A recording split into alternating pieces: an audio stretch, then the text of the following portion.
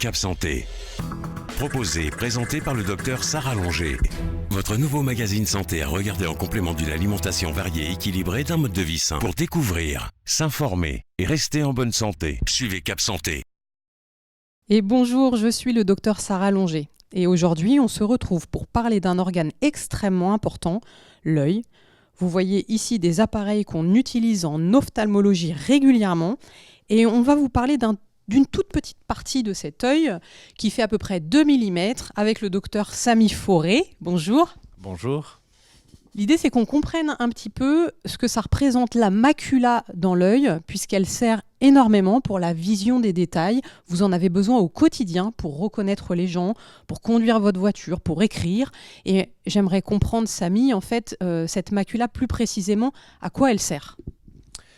Donc la macula, donc on va reprendre le schéma de l'œil. En fait, l'œil est comme un appareil photographique où l'avant de l'œil et la cornée, puis l'iris, puis le cristallin seraient comme des lentilles.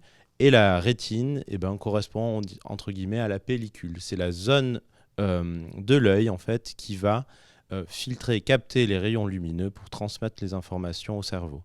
La macula, c'est une région de la rétine en fait, centrale qui fait 2,5 à 5 mm et qui concentre le plus grand nombre de photorécepteurs. C'est les cellules visuelles en fait, et qui permet de voir effectivement en détail, donc pour la lecture, la reconnaissance des visages, celle qui permet en fait la vision précise. D'accord. Et donc elle se situe ici, cette macula ? Plutôt ici. Oui. Donc elle est au centre de l'œil. Au centre de l'œil, au fond de votre rétine. Elle permet de préciser les détails, comme vous l'explique le docteur Fauré.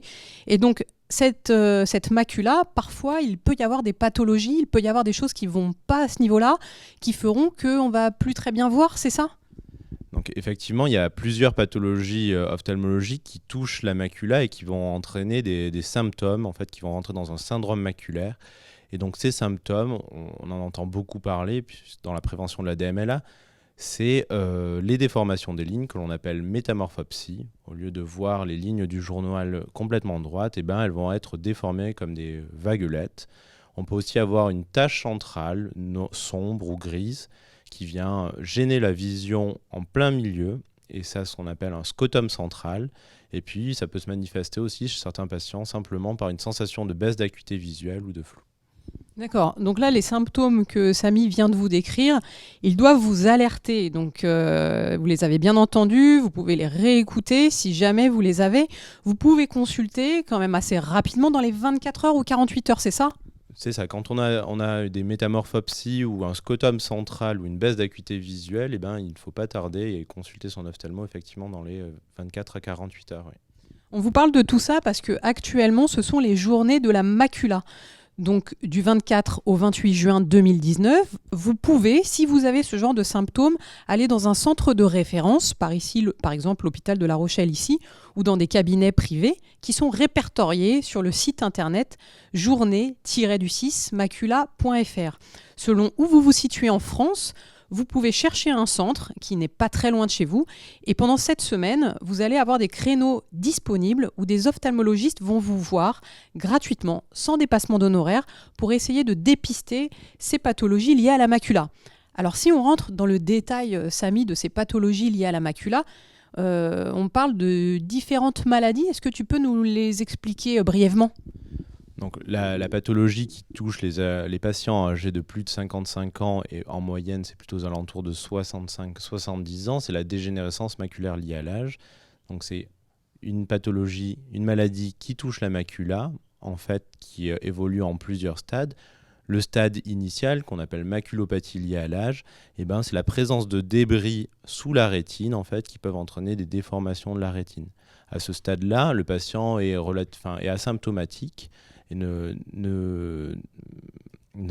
présente quasiment pas de symptômes, d'accord ? Mais c'est un stade précoce de la DMLA. Ensuite, la dégénérescence maculaire liée à l'âge, il en existe deux types, la forme sèche et la forme humide. La forme humide ou exsudative, il y a des vaisseaux anormaux vont pousser sous la rétine. Ces vaisseaux anormaux sont fragiles, entre guillemets. Ils peuvent saigner ou exsuder, c'est-à-dire entraîner de l'œdème et entraîner une baisse d'acuité visuelle, des déformations des lignes et un scotum. D'accord ? Et c'est pour cette pathologie-là qu'il faut consulter en urgence pour être traité, enfin dépisté puis traité.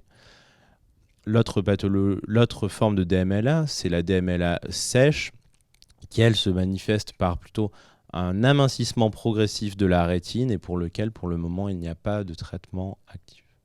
D'accord. Est-ce que dans cette DMLA, qui est donc la dégénérescence maculaire liée à l'âge, est-ce qu'il y a des choses qu'on peut mettre en place pour éviter sa progression ?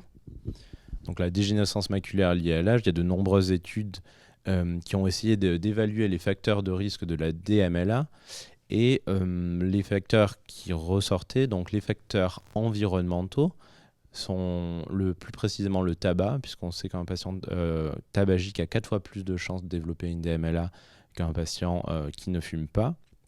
Il y a aussi des facteurs alimentaires.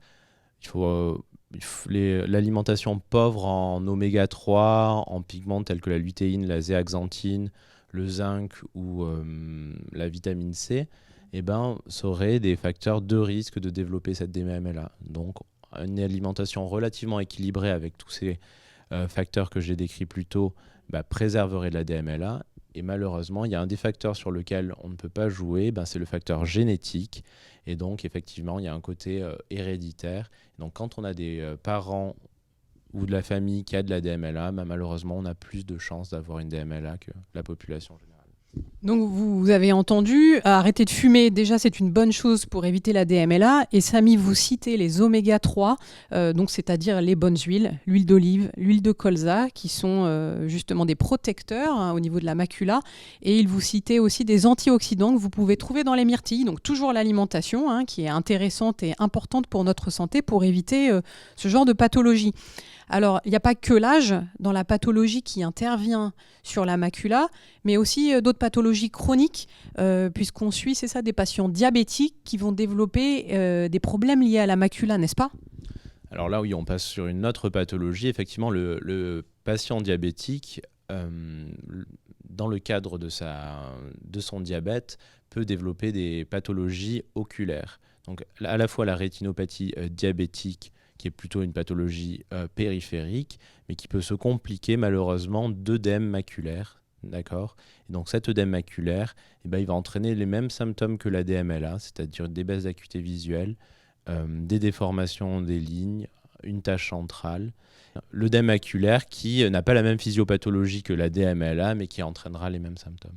D'accord, donc là, encore une fois, on insiste sur le fait de bien contrôler votre diabète dans cette partie-là. Si vous avez bien compris, la DMLA, c'est lié à l'âge. Il y a d'autres facteurs, mais on peut essayer justement de limiter et par les traitements et par une hygiène alimentaire et l'arrêt du tabac. Et le diabète également, qu'il faut contrôler régulièrement chez votre ophtalmologiste pour les problématiques liées à l'œil. Toujours, retenez que vous pouvez essayer d'améliorer les choses en arrêtant le tabac, en ayant une activité sportive régulière, ou même de la marche, ça suffit, en ayant une alimentation équilibrée. Avec tout ça, vous pouvez limiter les facteurs de risque liés au développement de toutes ces maladies. Et en ce qui concerne donc notre rubrique oculaire aujourd'hui sur la macula, n'hésitez pas à aller regarder sur le site internet www.journée au pluriel -du6 macula.fr et vous aurez toutes les informations sur cette pathologie et vous trouverez un centre à côté de chez vous pour aller consulter si vous présentez les symptômes que nous avons évoqués.